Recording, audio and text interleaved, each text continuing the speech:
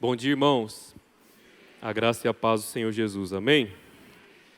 Para mim é uma alegria estar aqui nessa manhã, junto com o pessoal de todos os campos da Missão Pescadores. Quero agradecer ao Tessalo, ao Ministério de Missões, para me convidar nessa manhã para estar aqui com vocês, compartilhando um pouquinho da palavra de Deus e daquilo que Deus tem feito ali em nosso meio. A gente separou algumas fotos, alguns slides para ser apresentado aqui e para compartilhar com vocês aquilo que Deus tem feito ali, a palavra de Deus se expandindo, e que alegria estar aqui na IBAN junto com todos os campos, então, poder ver o fruto do Evangelho germinando nesses corações. E nós então pedir para colocar ali o slide, nós estamos na região da Baía de Camamu, e nessa região nós temos atendido algumas comunidades. Hoje nós temos focado em 3 comunidades: Ilha Grande, Boca do Rio e Ponta de Caeiras não, Porto do Campo. E nós cuidamos então dessas comunidades, temos ido de barco em barco, de comunidade em comunidade, pregando o Evangelho. E como o Tessalo falou, no mês de maio completei 5 anos que saí de Araraquara e vim aqui para Salvador, depois lá para Camamu, para então exercer o ministério que Deus nos confiou. Muito bem, quando nós olhamos ali para a região, nós vemos tantas ilhas, tantas comunidades carentes, precisando do Evangelho, precisando ouvir da palavra de Deus, e nós temos percebido como o Evangelho faz a diferença naquele lugar e naquele povo, pescadores artesanais, onde a sua maioria sobrevive sobre a pesca e muitas são marisqueiras. Deixa eu voltar só esse slide. Tudo começou quando eu era seminarista e um grupo de seminaristas falaram: vamos fazer um estágio num campo da MEAP. E aí a gente orou e Deus nos conduziu para vir para a MEAP Bahia. E em 2011, quando eu ainda era um seminarista, eu vim exatamente para Ilha Grande, passei ali 4 semanas naquele lugar. E Anne também, a minha esposa, ela também estagiou 6 meses antes, e a gente mal sabia que era Deus nos conduzindo para o futuro, para esse campo missionário, né? E essa é a região da Baía de Camamu. Nós temos focado ali então em Ilha Grande, onde estão esses pontos vermelhos: Ilha Pequena, Porto do Campo e Boca do Rio. Essa é a minha esposa, ela é aqui da IBAN, essa é a nossa filhinha que nasceu ano passado, se chama Melina. Nós temos o apoio, a alegria de ter ali conosco o seu Christian e Dona Doris. Algumas informações eu falei ano passado aqui e outras trouxe algumas novidades daquilo que Deus tem feito. E seu Christian e Dona Doris são aposentados e estão no campo de Ilha Grande há 20 anos. E seu Christian tem 84 anos e é um homem que não para, ativo, cuida dos barcos, é marceneiro, vai de casa em casa, anda de barco, ele faz umas loucuras, anda de barco à noite. E o meu alvo é chegar com 84 anos e ter a garra e a disposição que seu Christian tem ali até hoje. Poderia estar curtindo a aposentadoria na Alemanha, mas decidiu estar na Ilha Grande e fazer a obra de Deus ali naquele lugar. Esse é o nosso barco, o Boas Novas, é com ele que nós vamos para as comunidades de Boca do Rio, de Porto do Campo e as demais comunidades que Deus nos tem conduzido. Essa é a comunidade de Boca do Rio, nós temos uma igreja plantada lá.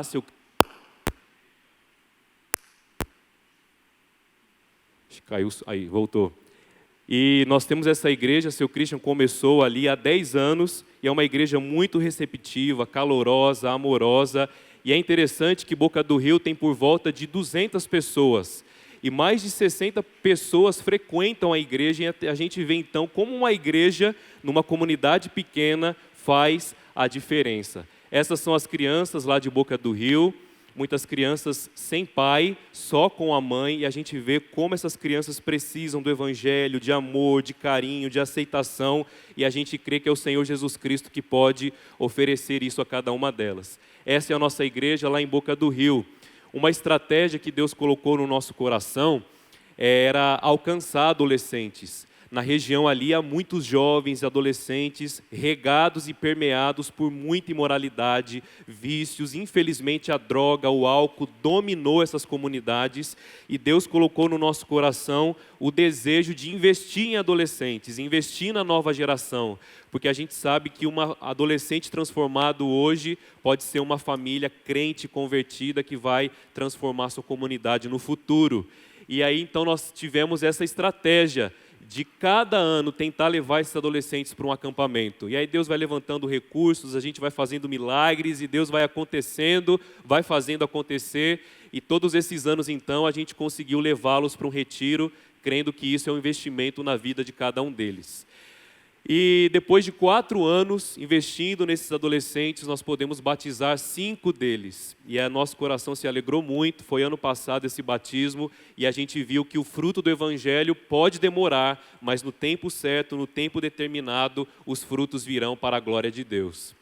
E aqui tem a foto dos adolescentes que temos investido. Nem todos ali ainda são batizados, a maioria já se batizou, outros estão no discipulado, e adolescente tem que corrigir, chamar atenção, chamar de novo e crer que cada palavra no futuro vai fazer a diferença na vida de cada um deles. Muito bem, então essa é a igreja lá de Boca do Rio, inclusive a IBAN nos abençoou com uma reforma tão linda. Tem feito um quarto missionário para a gente não precisar voltar na chuva à noite, a gente pode ficar lá em Boca do Rio.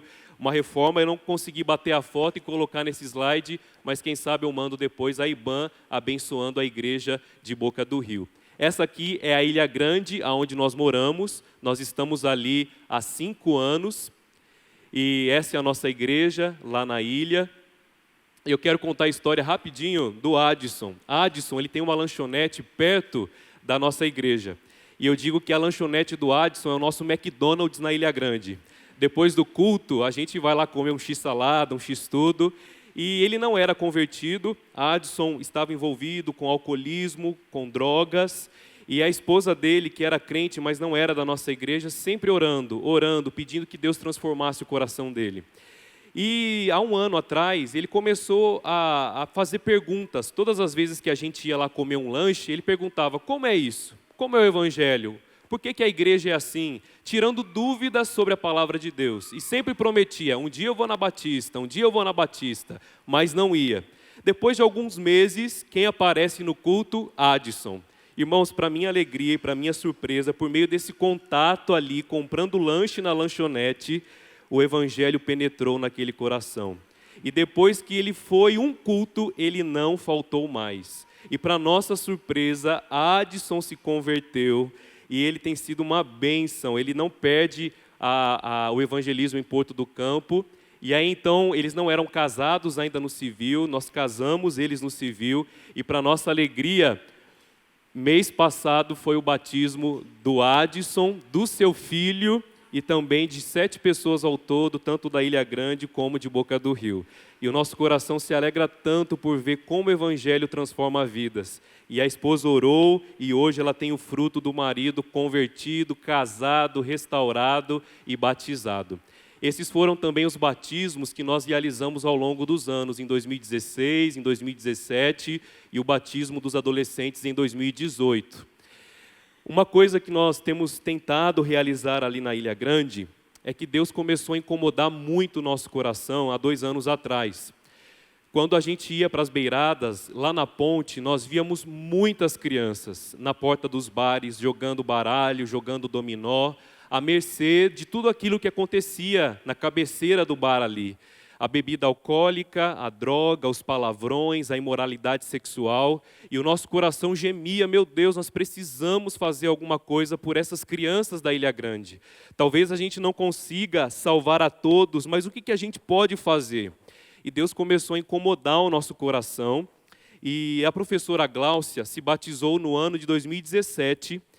E aconteceu que a gente pensou: por que não trazer essas crianças para a igreja? Vamos ver aí se a gente consegue 3 vezes na semana trazê-las para a igreja, além da escola bíblica dominical, para que elas possam aprender, ter um reforço escolar, a devocional bíblica e o evangelho ser pregado, para quem sabe salvar essa geração que possivelmente vai se perder. E aí nós selecionamos na época 12 alunos. Pela fé, não tínhamos recursos nenhum. Cheguei para a professora Glaucia e disse: você topa ser professora voluntária pela tarde lá na igreja? Ela disse: eu topo. E começamos a divulgar Brasil afora para que cada pessoa apadrinhasse uma dessas crianças. E o trabalho, graças a Deus, tem prosseguido. No começo a gente dava suco de pozinho com biscoito de maisena. E agora a gente vê as crianças tomando suco de polpa, macarrão com carne moída, vitamina de banana com Neston. A gente fica assim maravilhado. Inclusive o evangelho tem sido pregado ao coração dessas crianças. Essa aí é a hora do lanche, acontece nos espaços ali da nossa igreja 3 vezes na semana. E esse ano nós só atendíamos à tarde. Só que o número de mães batendo no portão da igreja foi tão grande que a gente falou: a gente vai ter que fazer alguma coisa. E aí eu cheguei para a professora Glaucia de novo: você topa dar reforço de manhã e de tarde? Ela disse: eu topo. E aí nós temos então 18 crianças na parte da manhã e 15 crianças na parte da tarde. E têm sido discipuladas, orientadas, e é tão bom ouvir que a nota em português, em matemática, tem melhorado desses alunos. Então esse é o projeto Vinde a Mim. Lá também nós temos um projeto que se chama Projeto Resgatando Vidas. Como a Ilha Grande tem um problema seríssimo de álcool e droga, muitos jovens estão perdidos. E ano passado um jovem nos procurou, chamado Gabriel, dizendo: eu não aguento mais, 18 anos, afundado em todo tipo de droga, e ele chegou moído, acabado ali na igreja pedindo ajuda. E ele aceitou ir para um centro de recuperação lá em Feira de Santana, que nós temos uma parceria. E 3 meses depois, outro homem chamado Cláudio nos procurou dizendo: assim como Gabriel, eu quero ir para o centro de recuperação. E foi também. E agora outro homem dizendo: assim como Gabriel e Cláudio estão se recuperando, eu vou também. E agora em agosto nós vamos levar mais um homem lá da Ilha Grande para o centro. É um projeto que nós temos para restaurar essas vidas. O desafio fica depois do centro, porque o ideal não seria que essas pessoas voltassem para a ilha, mas que elas pudessem ter um emprego, uma oportunidade e buscar a Deus de todo o seu coração. E para terminar, ano passado os irmãos da Ilha Grande começaram um círculo de oração. E eles começaram a orar todos os dias, todos os dias, todos os dias. Aí eu cheguei para o grupo e disse assim: olha, Deus vai fazer alguma coisa, porque quando a igreja começa a orar, Deus vai nos mover para alguma missão. Irmãos, Deus começou a incomodar o meu coração, o coração dos irmãos da ilha, de que nós deveríamos alcançar uma nova comunidade que não tinha igreja nenhuma. E aí nós tínhamos 2 comunidades em vista, Pai André ou Porto do Campo. E aí os irmãos acharam melhor: vamos para Porto do Campo, porque fica a 20 minutos de barco da ilha, pertinho, e não tem nenhuma igreja lá. E nós fomos. Irmãos, quando a gente chegou nessa comunidade, os irmãos da Ilha Grande ficaram estarrecidos, porque é uma comunidade tão perto, mas tão pobre. Ali beira a miséria. A maioria das pessoas vivem do marisco, vivem da pescaria, mas como nós sabemos, o inverno é duro, e aconteceu que a gente vê ali famílias sem comida, nós vemos ali crianças subnutridas, muitas enfermidades, mas nós vemos um povo desejoso por ouvir a palavra de Deus. E é interessante que quando a gente marca o culto, ali aparecem 20 crianças, 20 adultos e, ultimamente, toda quinta-feira, o povo de Porto do Campo tem comparecido nos cultos. E é interessante, então, esses são os cultos, acontecem ao ar livre, debaixo dos pés de dendê, e como é bom ver a recepção das pessoas pelo Evangelho. E quando a gente pisa naquela comunidade, a alegria daquelas crianças, daqueles adultos, por ouvir a palavra de Deus, e porque não era um povo que ninguém visitava Porto do Campo. Uma comunidade quilombola, distante, que o governo esqueceu, e quando chega um povo diferente, o povo fica feliz, e é o povo de Cristo, é o povo de Deus, e como é bom ver o fruto ali acontecendo. Olha a Adson aqui, nesse canto, não perde um dia em Porto do Campo, porque quer fazer a diferença e então alcançar essa comunidade para Cristo. Irmãos, uma confirmação dos céus. Aconteceu que a primeira irmã que nos recebeu de coração aberto, Dona Lia, ela nos convidou e disse assim: olha, há muito tempo eu espero uma igreja evangélica chegar aqui. E eu tenho há muito tempo no meu coração que assim que chegasse uma igreja e começasse um trabalho, eu ia doar um terreno para essa igreja. E vocês chegaram. E Dona Osvalda, então, que é essa senhora mais aqui da ponta, ela doou esse terreno para nós. E a gente falou, ok, mas vamos ver se Deus manda os recursos para um dia, quem sabe, a gente levantar essa igreja. E aconteceu que um pastor de Atibaia, lá da primeira igreja batista de Atibaia, nos visitou, e eu não falei nada para ele, e de repente, Lia comenta com ele, a gente sonha com uma igreja aqui. E aí então ele disse assim, olha, se o pastor Diego quiser construir uma igreja, nós vamos dar o apoio financeiro. E aí, meus irmãos, junto com a Missão Pescadores, com a IBAN, com a igreja de Atibaia, os irmãos da Ilha Grande, nós começamos a orar por isso, porque a gente não queria investir numa comunidade que depois ia esquecer o Evangelho. E Deus, então, nos deu essa alegria, nós marcamos o mutirão, limpamos o terreno, e Dona Osvalda, aquela que está circulada ali, ela estava tão feliz porque o sonho dela ia se concretizar. Ela veria uma igreja plantada do lado da sua casa. E aconteceu que ela ajudou no mutirão, e no dia do mutirão, chegou os blocos para a construção. E ela pegava um bloco da ponte e levava para o terreno. Um bloco da ponte e levava para o terreno. E ela dizia, glória a Deus, a igreja vai começar. Essa senhora estava tão feliz. No dia seguinte, na quinta-feira, onde a gente ia fazer o culto, nós percebemos que a comunidade estava vazia, sem ninguém. E a gente pensou, o que aconteceu? E do nada aparece um jovem correndo e diz assim, vocês não estão sabendo? Sabendo do quê? Dona Osvalda faleceu.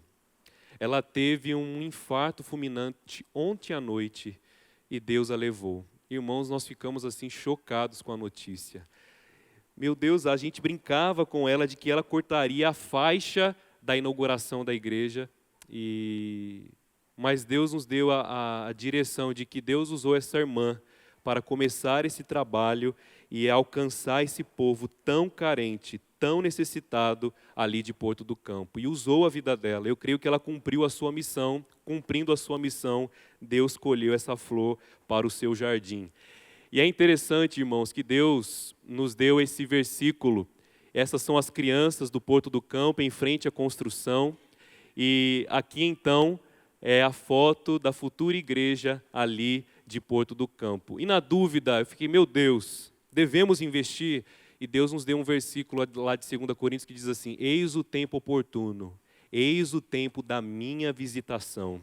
E nós cremos que é isso que tem acontecido em Porto do Campo, e nós vamos colher almas ali para o Senhor Jesus Cristo e ver pessoas transformadas pelo Evangelho. Uma comunidade tão carente e que necessita da graça e da misericórdia de Deus. Então o povo se reúne na grama para ouvir a palavra e tem sido uma alegria ver o Evangelho brotando ali naquele lugar. Amém, meus irmãos?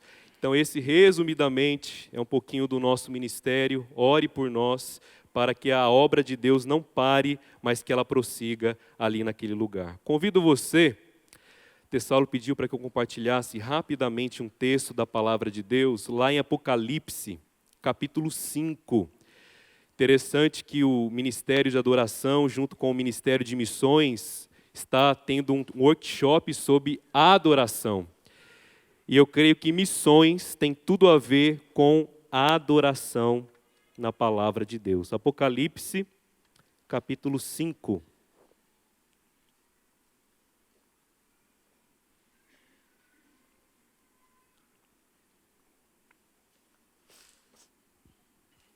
Amém? Diz assim a palavra do Senhor. No lado direito de quem estava sentado no trono, vi um livro escrito por dentro e por fora, bem selado com 7 selos. Vi também um anjo forte clamando em alta voz: quem é digno de abrir o livro e de romper os seus selos? Mas no céu não havia ninguém, nem na terra, nem debaixo da terra, que pudesse abrir o livro ou olhar para ele.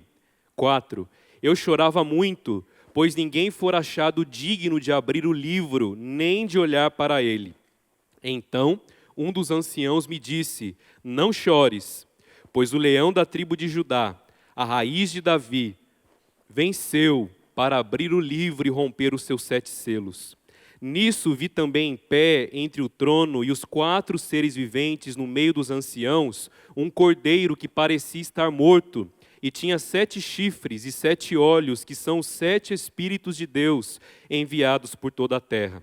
Ele veio e pegou o livro da mão direita de quem estava sentado no trono.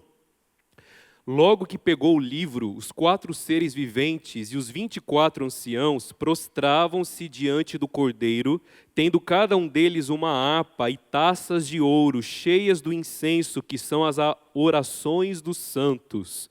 E cantavam um cântico novo, dizendo: Tu és digno de tomar o livro e de abrir os seus selos, porque foste morto e com o teu sangue compraste para Deus homens de toda tribo, língua, povo e nação, e os constituíste reino e sacerdotes para o nosso Deus, e assim reinarão sobre a terra.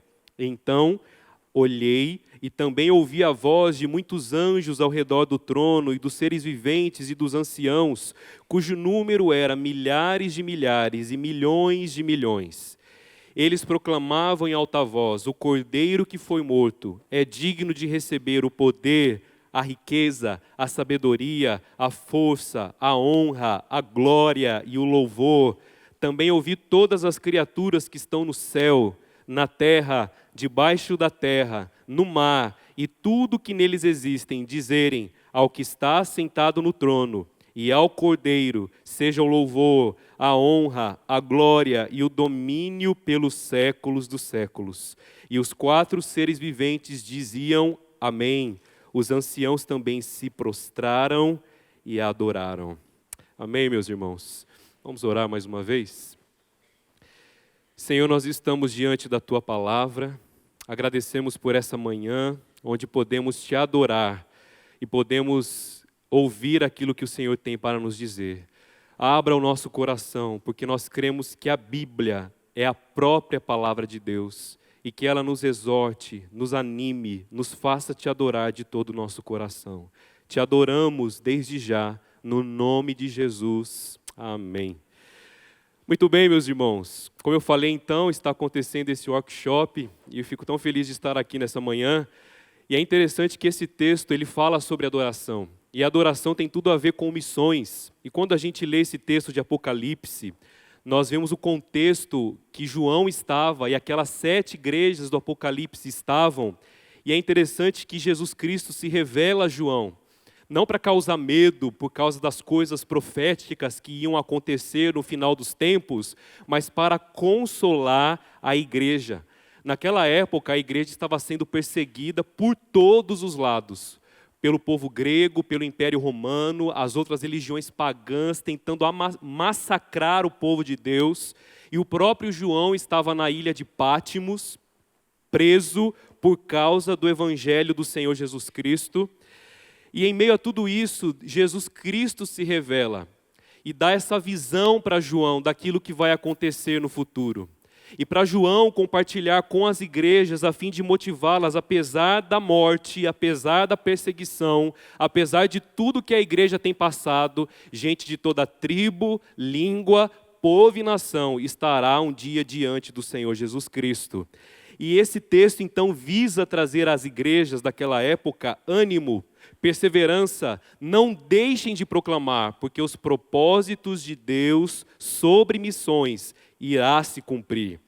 E olha só que interessante, o texto nos fala no versículo 1, que João, ele viu um livro escrito por dentro e por fora, bem selado com 7 selos. E o texto nos fala que um anjo forte clamava: quem pode abrir o livro? Quem pode romper os seus selos? A explicação para isso também está lá em Daniel. Daniel tem acesso a esse livro. Esse livro, alguns acreditam que é o livro onde está todo o desígnio de Deus para a história. O começo, o meio e o fim. E o texto fala quem poderia abrir este livro e cumprir com os seus propósitos, que Deus já determinou antes da fundação do mundo. E o texto nos diz no versículo 3 que não havia no céu, na terra, nem debaixo da terra, alguém que poderia abrir o livro. João estava ansioso, quem vai poder? abrir esse livro e cumprir os propósitos sobre a igreja, sobre missões, sobre adoração. E o texto nos diz, no versículo 4, que João chorava muito, porque não tinha ninguém digno para abrir aquele livro. E então, o texto fala que João não devia chorar, pois o leão da tribo de Judá, a raiz de Davi, venceu para abrir o livro e romper com seus selos. Quando a Bíblia fala que Jesus é a raiz de Davi, significa que ele é aquele prometido desde o começo, que seria aquele que herdaria o trono e reinaria sobre todas as nações.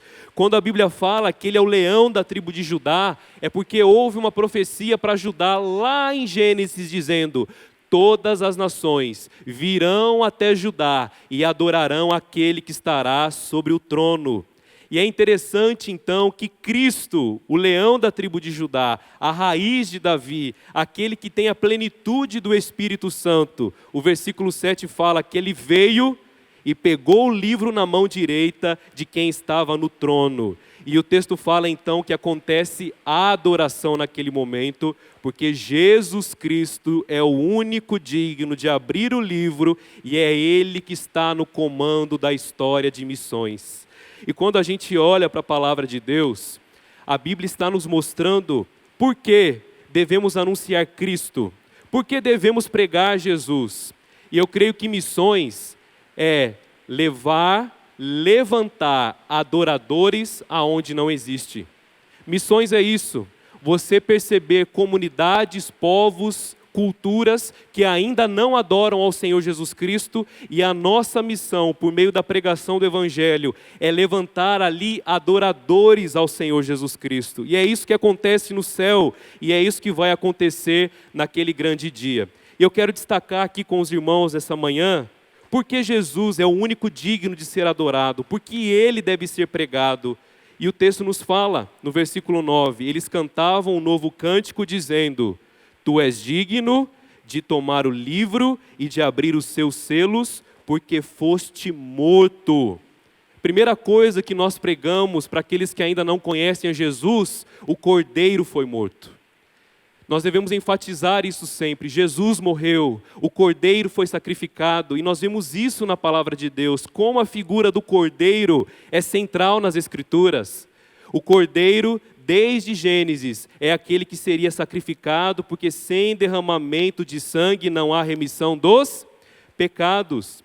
Quando o povo de Israel saiu do Egito, Deus manda: assim que vocês saírem, sacrifiquem um cordeiro e espirrem o sangue desse cordeiro nas portas de vocês e comam da carne do cordeiro. Isaías nos fala que seria como um cordeiro levado ao matador e por sua chaga seríamos curados.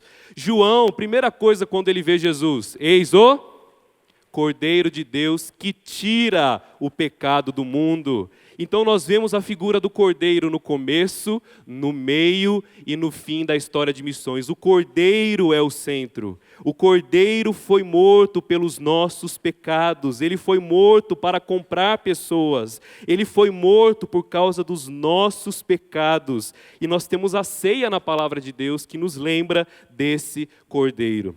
Eu me lembro que quando eu estava no seminário, eu tinha muita convicção de que eu ia ficar na minha cidade e que eu ia trabalhar ali como pastor, porque eu dizia: eu sou pastor de cidade. Eu lá para Ilha Grande, porque eu já conhecia no estágio, nunca, não tinha nada a ver comigo. E aí eu li um livro, me deram um livro para ler, e esse livro foi abençoado porque mudou a minha vida. Se chama A Vida de David Brainerd. Era um jovem que deixou a faculdade, foi para o seminário, ele ia voltar para a sua cidade, uma cidade grande, no século XVIII, lá nos Estados Unidos. Só que ele fala: não vou, eu vou evangelizar os índios peles vermelhas no norte dos Estados Unidos. E naquela época ele pega o seu cavalo, ele deixa a sua igreja local e ele vai para essa tribo. E é interessante que lá nessa tribo ele vê paganismo, imoralidade, adultério, os índios todos afundados em idolatria. E quando ele chega, ele fica com depressão, dizendo: meu Deus, eu deixei tudo e vim para cá para ficar com esse povo. E o texto fala, a biografia dele, depois você pode ler esse livro, conta que ele pregou 5 anos, e só um índio se converteu. E ele entrava na tenda e chorava na oca que ele tinha montado para ele, e ele chorava, clamava e dizia: Deus me dê essa tribo, Deus converta esses índios. Irmãos, e é interessante que depois de 5 anos ali, os céus se rasgam e a biografia conta que toda aquela tribo se converteu. Irmãos, para piorar a situação, aconteceu que nessas indas e vindas na mata, ele adquiriu tuberculose. E ele teve que voltar para a cidade, e ele se recuperou, e todos diziam: fique aqui, porque se você voltar para a tribo, você morre. E ele volta para a tribo. E a saúde dele se agravou tanto que mais uma vez ele teve que voltar para a cidade. E no final da sua vida, ele tinha 29 anos. Ele disse assim: declaro agora que estou morrendo, que não teria gasto minha vida de outro modo, ainda que em troca do mundo inteiro, porque eu quero ver adoradores aonde eles não existem. E é interessante que a biografia conta que 3 meses depois, a sua noiva também faleceu de tristeza por ver o seu noivo partindo. Mas nós vemos esse homem e ele nos motiva a não viver uma vida aqui, mas a conquistar tesouros nos céus, onde a Bíblia fala que a traça não corrói, a ferrugem não destrói e ladrão nenhum pode roubar. E foi esse livro que me motivou, dizendo: é para lá que eu vou, porque eu creio que é Deus que está me chamando, e eu creio que Deus fará a sua obra. E é essa paixão pelo Cordeiro, é a mensagem do Cordeiro sacrificado, que nos leva a levantar adoradores. Segunda coisa que eu destaco, ainda no versículo 9, diz assim: o Cordeiro foi morto. Segunda coisa: e com teu sangue compraste para Deus homens de toda tribo, língua, povo e nação. E é interessante que a Bíblia nos garante, por meio desse texto, que o Senhor já comprou, o Senhor já pagou, o Senhor já tem um povo escolhido pelo qual Ele derramou o seu sangue, e não somente gente da Bahia, ou da Ilha Grande, ou do Brasil, mas o texto fala que o Senhor comprou para Deus homens de toda tribo, língua, povo e nação. E é interessante que quando a gente olha para a palavra de Deus, essa é a garantia que missões será um sucesso. Não é porque o obreiro é bom, mas porque o Senhor Jesus Cristo, com o seu sangue poderoso, já comprou pessoas. E nós podemos pregar o Evangelho porque a Bíblia fala que as pessoas que o Senhor já comprou só vão se converter por meio da pregação. Por isso o Senhor fala: a seara é grande, mas os trabalhadores são... rogai, pois, ao Senhor da seara que mande mais trabalhadores para a sua seara. Paulo nos fala: como, pois, ouvirão daquele que nunca... como, pois, crerão naquele que nunca ouviram? E como ouvirão se não há quem pregue? Quão formosos são os pés dos que anunciam as coisas boas. E é interessante, meus irmãos, quando nós olhamos para a palavra de Deus, e quando nós estamos no campo missionário, não sei se você já ouviu falar as estações que existem no campo missionário. O campo missionário possui estações, no mínimo 4. E a primeira estação que o obreiro passa é o verão. Quando ele chega no campo, tudo é maravilhoso, tudo brilha, as pessoas são simpáticas, receptivas, há uma alegria. Ele acabou de chegar no campo missionário, as pessoas demonstram interesse pelo Evangelho, as pessoas levam comida para ele na porta de casa, recebendo ele no campo. É aquela coisa maravilhosa, a igreja enche, porque afinal de contas tem um pastor novo no campo missionário, e o obreiro está empolgado com aquele verão maravilhoso, e tudo parece que vai ser um sucesso. Só que a próxima estação no campo é o outono.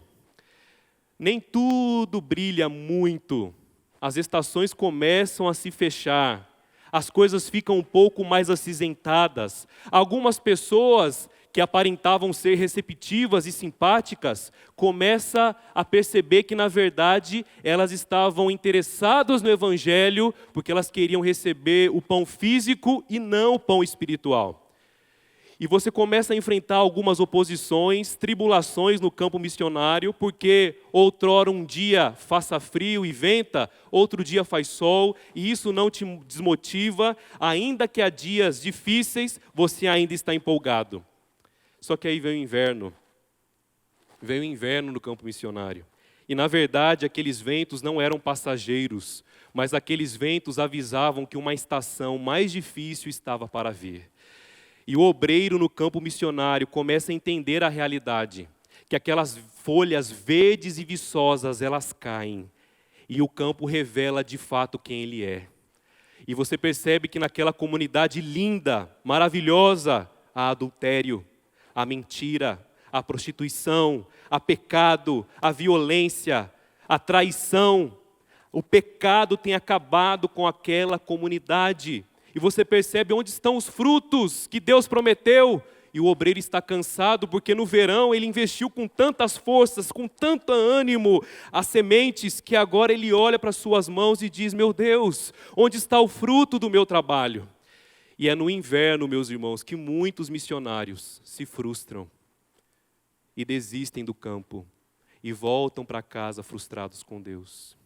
Mas se em meio ao inverno, o missionário com a sua última gota de fé clamar: Deus, ajuda-me a não desanimar, o Senhor com a sua mão poderosa levanta o obreiro mais uma vez, o reveste de força e ele prega, crendo na promessa que o Senhor já comprou pessoas naquele campo e que no tempo devido, se formos fiéis na pregação da palavra, elas vão se converter.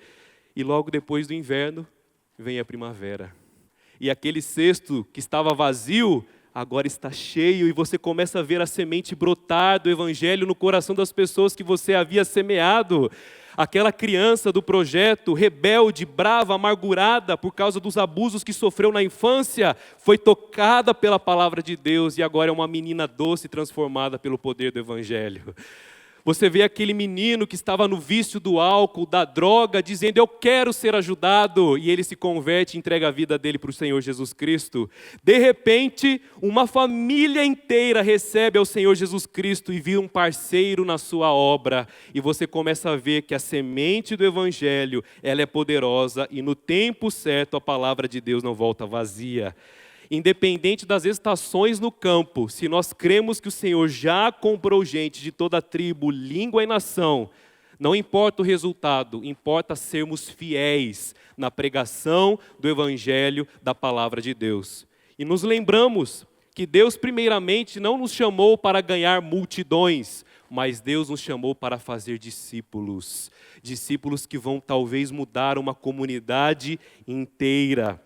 E por último, meus irmãos, porque nós devemos anunciar a Cristo. Ele morreu como um cordeiro, ele comprou pessoas de toda língua, povo e nação.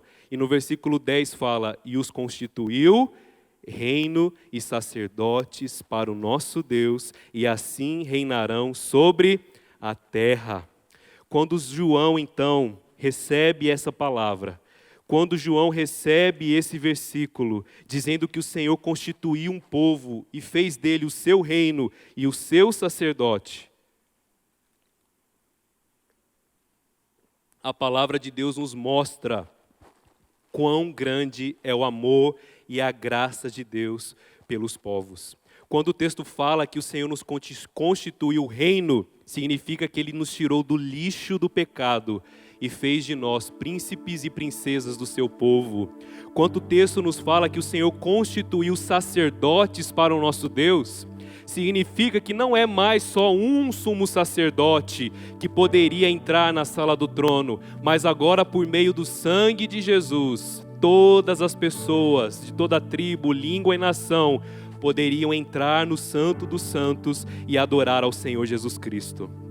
Irmãos, quando nós olhamos para a palavra e quando nós olhamos para essas comunidades, quando nós olhamos para a história, Deus não escolheu os melhores, os mais fortes, os mais poderosos. Deus escolhe os fracos, os pequenos, os que nada são. Eu gosto muito daquele filme dos Hobbits, ou do Senhor dos Anéis, que em toda a Idade Média tinha os gigantes, tinha os altos, os poderosos. Quem salva o mundo são aqueles pequenininhos. E Deus faz assim, quando a gente olha para a palavra, Deus levanta Moisés, e quando Deus chama ele, fala, não vou não, sou pesado de língua. Alguns acham que Moisés era gago. Você imagina Moisés gago liderando 1 milhão de pessoas. Mas foi o maior líder que já existiu na história bíblica. Pedro, medroso, e o Senhor o escolhe para fazer dele o primeiro pastor da igreja do Senhor Jesus Cristo.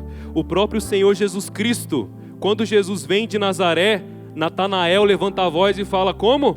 O quê? Da onde é que ele vem? De Nazaré pode sair alguma coisa boa?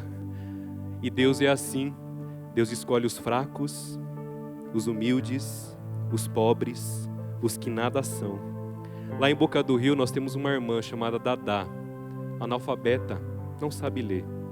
Mas irmãos, os melhores conselhos da palavra de Deus eu já recebi dela. Deus derrama sobre ela uma sabedoria do alto, e Deus escolheu aquela senhora. Lá na Ilha Grande, eu falo para os irmãos, tem um homem chamado Antônio Paulo, que é apelidado de Choreia. Antônio Paulo foi viciado em drogas há muito tempo atrás e ficou com consequências cognitivas. E Antônio Paulo é um crente, batizado, convertido, não fala muito bem. E é interessante que ele pega a latinha lá na ilha. Cada latinha que ele pega, ele fala, glória a Deus, aleluia. Glória a Deus, aleluia. E muitas vezes ele é pirraçado pelo povo da ilha. E esse irmão, não falta um culto.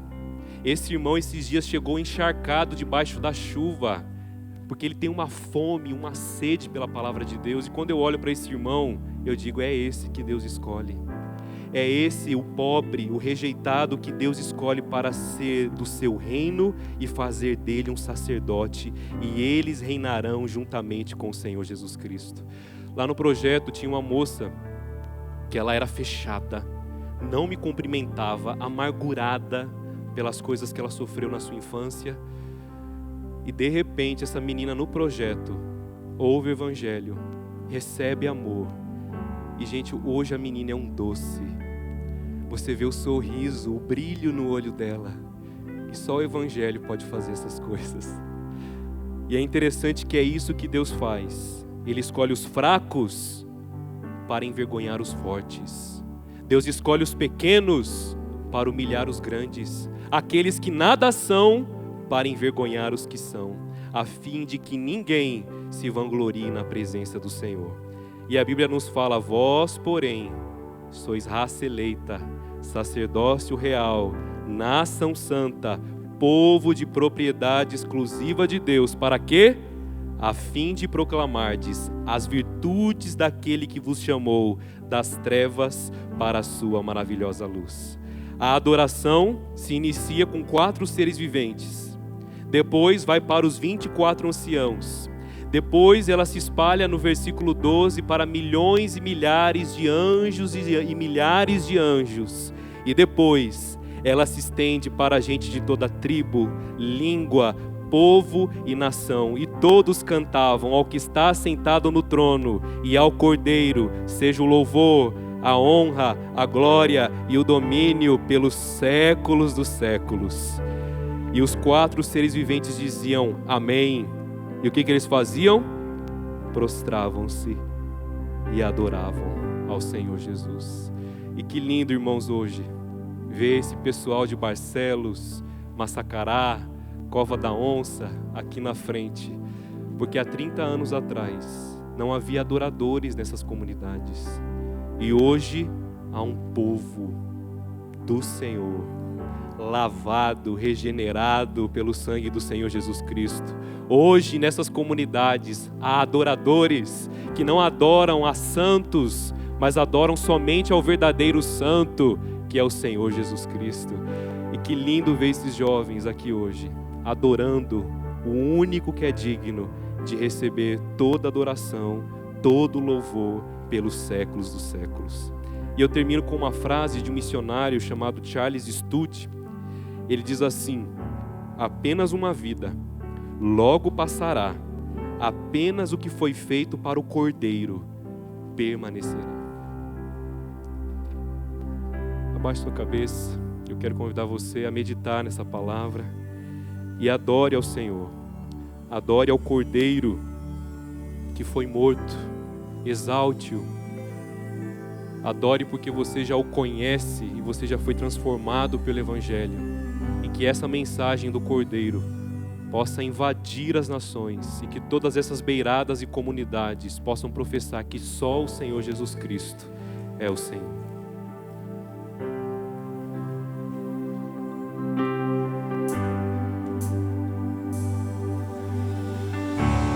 Diga ao Cordeiro que foi morto, santo, santo Ele é.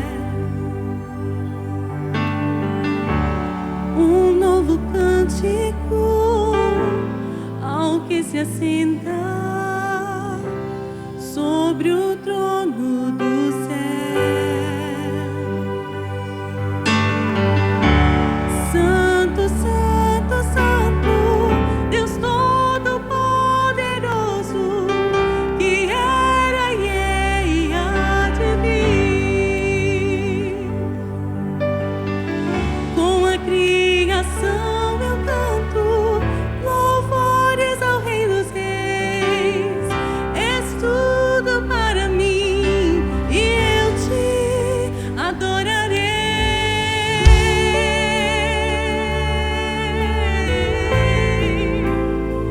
Eu adorarei, Senhor.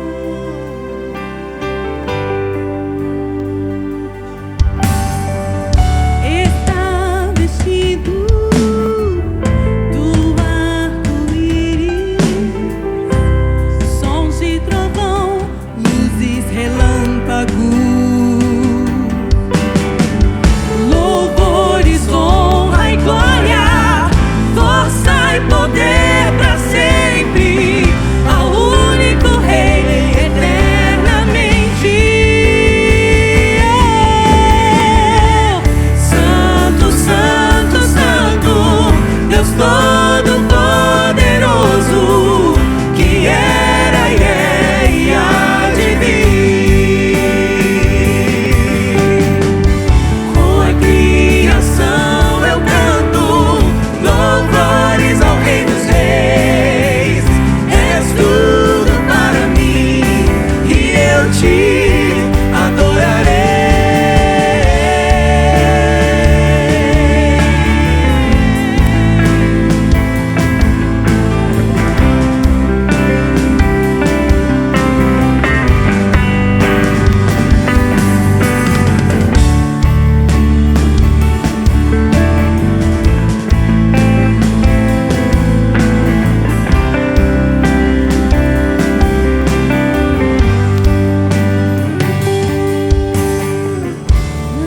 Maravilhado, extasiado, eu fico ao ouvir teu nome.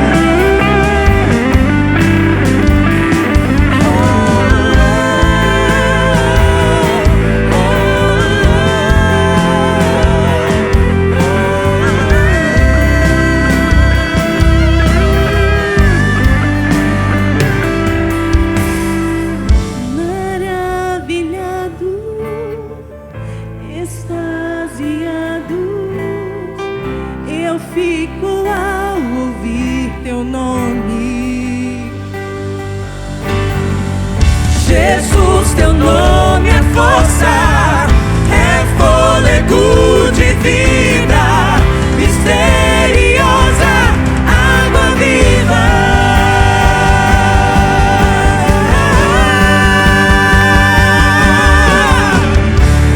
Santo, santo, santo, Deus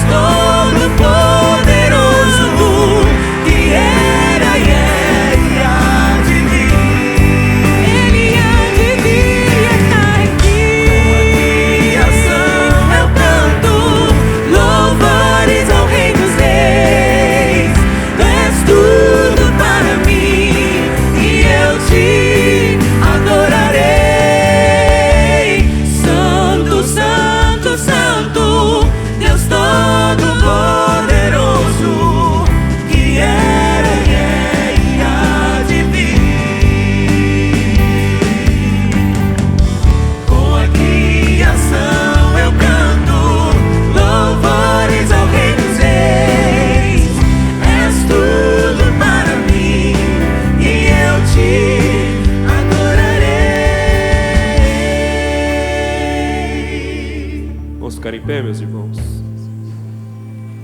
Vamos orar e agradecer ao Senhor, porque um dia todos nós estaremos diante desse Cordeiro, adorando a Ele para todos sempre. Obrigado, Senhor Jesus. Obrigado porque um dia o Senhor nos tirou das trevas para a sua maravilhosa luz. Obrigado porque antes vivíamos catando lixo do pecado para sobreviver, mas hoje o Senhor nos constituiu reinos e sacerdotes para o nosso Deus.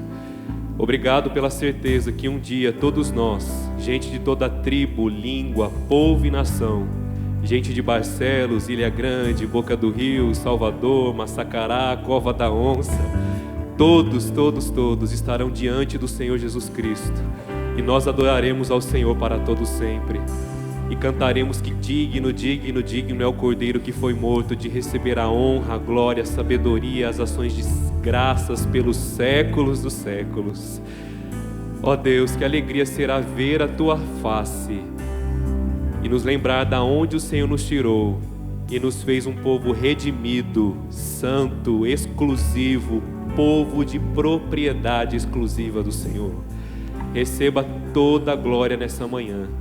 Nós oramos assim no nome santo, lindo e precioso do nosso Senhor Jesus Cristo. Amém e amém. Amém, irmãos? Deus abençoe. O Saulo pediu para avisar que os irmãos podem se dirigir para suas classes nessa manhã.